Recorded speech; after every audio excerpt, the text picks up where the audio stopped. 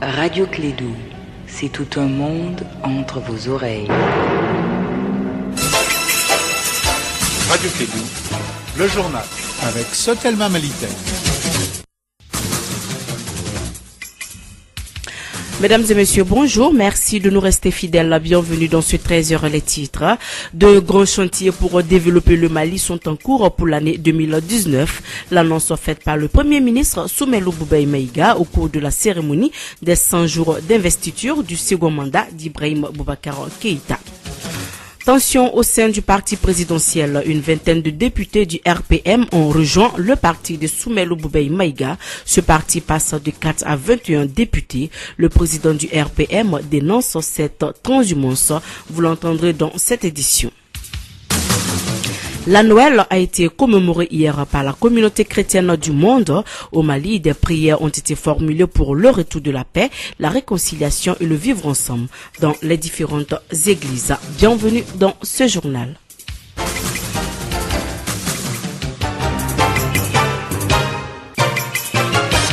Ravi de vous présenter ce 13h au microphone, Mariam Kouyati.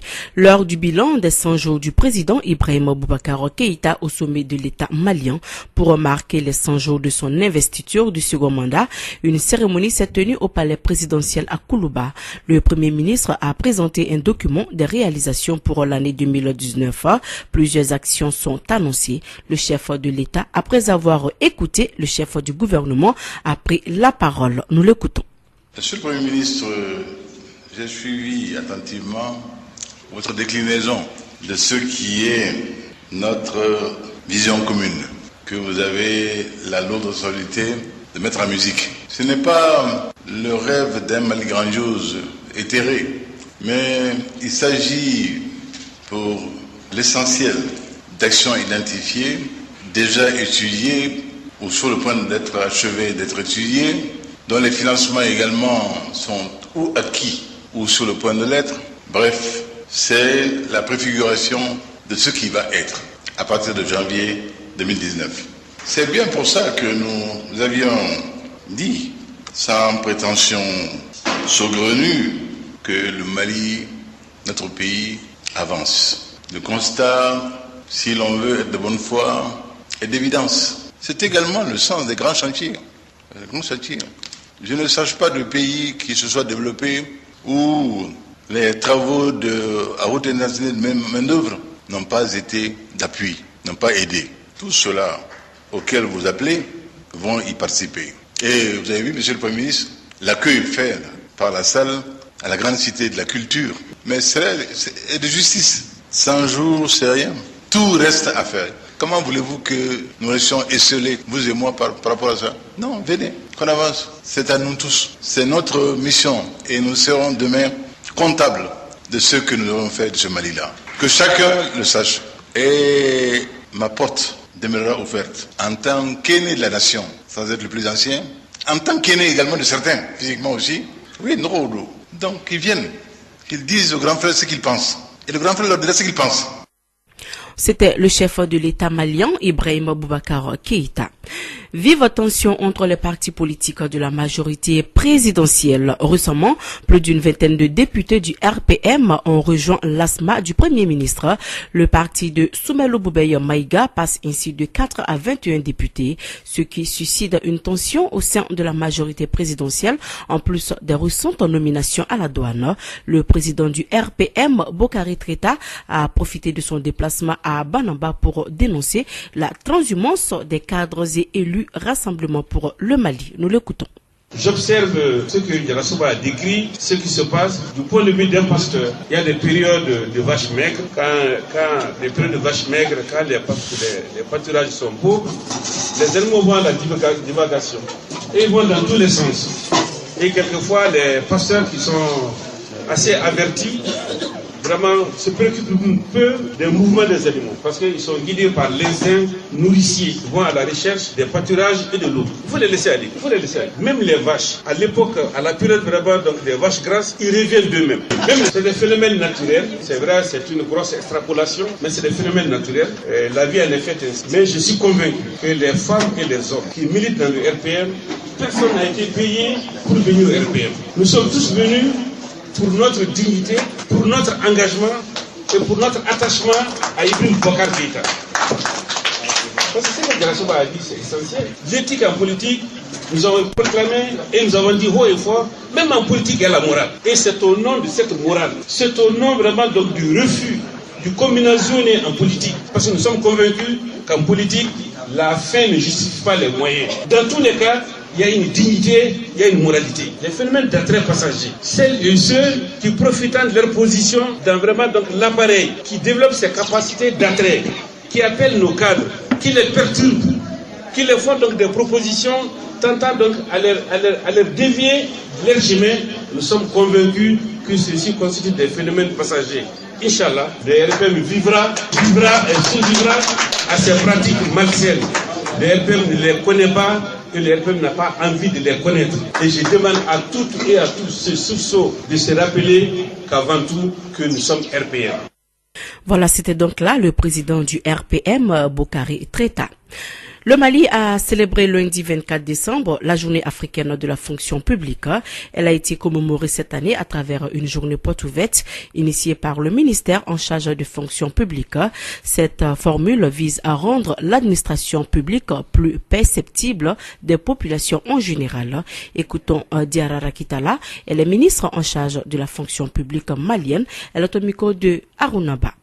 Vous savez que la journée africaine de la fonction publique est habituellement commémorée de façon différente à travers normalement une grande cérémonie solennelle au cours de laquelle le ministre chargé de la fonction publique a l'habitude de s'exprimer sur les chantiers de l'heure et sur les principes de gestion des ressources humaines et sur les perspectives.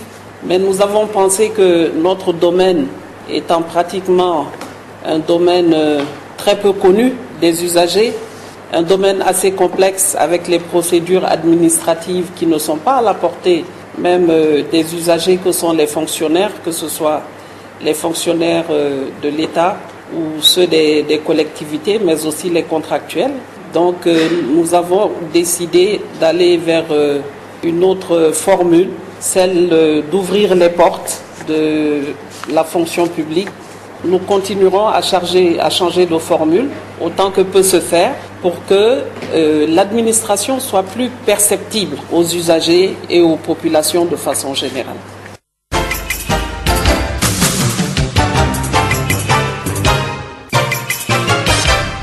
La communauté chrétienne du Mali, à l'instar des chrétiens du monde, a célébré Noël. Les festivités ont débuté dans la nuit du 24 au 25 décembre dans les églises et paroisses du pays.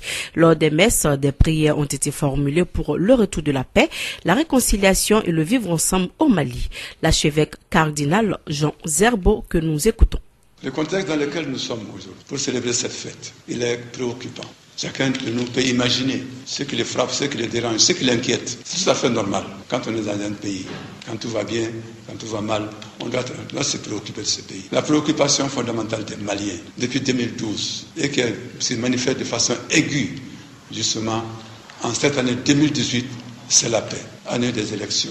Le contexte social dans lequel nous sommes donc, après ces élections, nous le connaissons. C'est les inquiétudes. Les élections ont eu lieu et jusqu'à présent, les Maliens ne semblent pas justement parler le même langage. La situation dans laquelle nous sommes, c'est bien sûr cette situation du Nord. Une autre situation dans laquelle il faut évoquer en ces jours, non seulement cette insécurité dans le Nord qui sème la terreur, mais c'est la crise dans les systèmes éducatifs. Oui, la préoccupation de tout peuple, de tout pays, c'est l'avenir de sa jeunesse. Qu'en sera-t-il de l'avenir de notre jeunesse aujourd'hui, avec les grèves et même la violence sur les cités universitaires? Nous sommes tentés, une des menaces, nous l'avons vu, ça a été la rupture avec un aspect de notre tradition. Comment terminer cette intervention sans faire allusion à cela? Les forces du mal se sont emparées de nous au point que Dogon et Peul, qui par le passé vivent ensemble, aujourd'hui prennent les armes les uns contre les autres. Sinangoya Tchena, Balmaya Tchena, Sigonyoya Tchena, et Malidéou, Antemiri.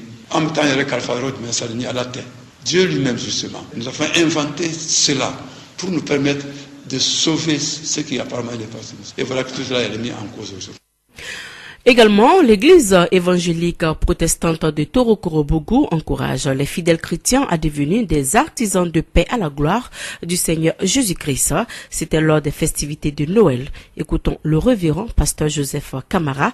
Il est le président de la dite église. Il est au micro de André Traoré.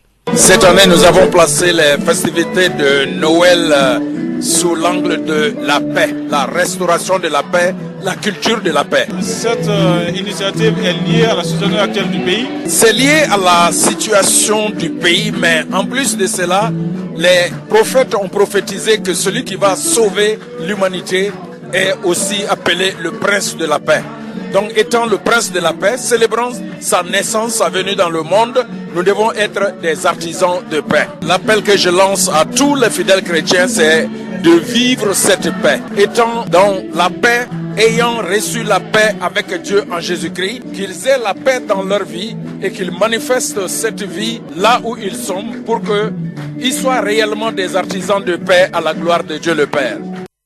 Voilà, on reste toujours dans la mouvance Noël. L'agence Satinelle Sud a donné des cadeaux aux enfants. C'était au terrain de football de la commune de Akezambougou. Yelimadi Konate, il est l'administrateur général de l'agence Sentinelle Sud et nous parle de cette initiative. Il est au micro de Astan Diawara. Le Royaume de l'Enfant, c'est un festival qu'on a créé il y a 5 ans. En fin d'année, on s'était dit, pourquoi ne pas organiser un festival là où on peut faire en sorte que les enfants s'amusent, là ils peuvent avoir des jeux. Parce que malheureusement, vous savez qu'il n'y a pas toujours d'espace là où les enfants peuvent s'épanouir, là ils peuvent s'amuser. Or, c'est un besoin. Donc, on s'est dit, pourquoi ne pas s'organiser. On avait commencé il y a 5 ans, on est à la 5e édition, et en chaque fin d'année, on essaye de voir comment est-ce qu'on peut rassembler les enfants. Aujourd'hui, c'est la clôture. On se joint à d'autres personnes, d'autres événements. Là, on pouvait transporter les enfants pour qu'ils aillent s'amuser là-bas. Quand j'étais petit, c'était à la fête de Noël qu'on donnait des cadeaux. C'est vrai que beaucoup de gens voient ça comme une fête chrétienne, mais pour moi, c'était avant tout une année là où je savais que si j'étais sage, je recevrais des cadeaux. Donc nous, c'est ce qu'on essaie de faire. Ce n'est pas normal qu'il y ait des enfants qui n'aient pas droit à des cadeaux. Nous, c'est pour ça que la fête de Noël, pour moi, c'est un symbole là où tous les enfants peuvent s'amuser et avoir des cadeaux. Pour moi, c'est vraiment Noël et la fête de tous les enfants. Et je pense que c'est normal qu'on essaie de s'organiser pour leur donner un peu de plaisir pendant les fêtes de Noël.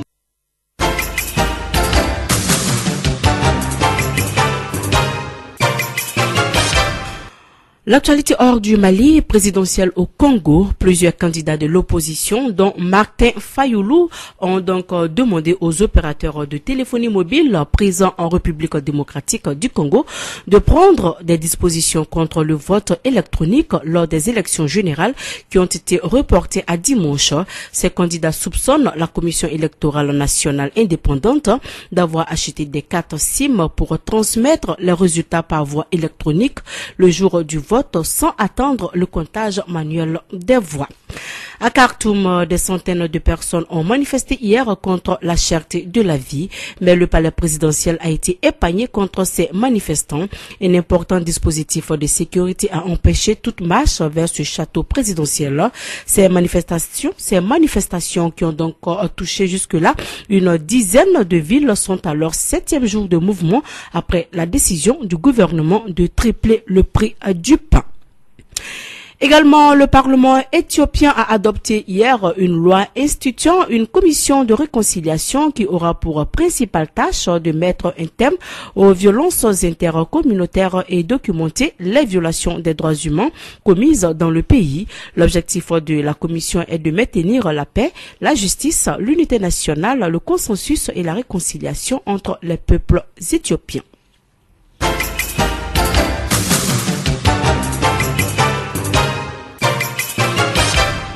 Il est 13h14 dans notre studio. C'est la fin de cette édition. Le rappel des titres avant de boucler ce journal. Deux grands chantiers pour développer le Mali sont en cours pour l'année 2019. L'annonce faite par le ministre Soumaïla Boubaye Maïga au cours de la cérémonie des 100 jours d'investiture du second mandat d'Ibrahim Boubacar Keïta. Tension au sein du parti présidentiel. Une vingtaine de députés du RPM ont rejoint le parti de Soumaïla Boubaye Maïga. Ce parti passe de 4 à 21 députés. Le président du RPM dénonce cette transhumance. La Noël a été commémorée hier par la communauté chrétienne du monde. Au Mali, des prières ont été formulées pour le retour de la paix, la réconciliation et le vivre ensemble dans les différentes églises.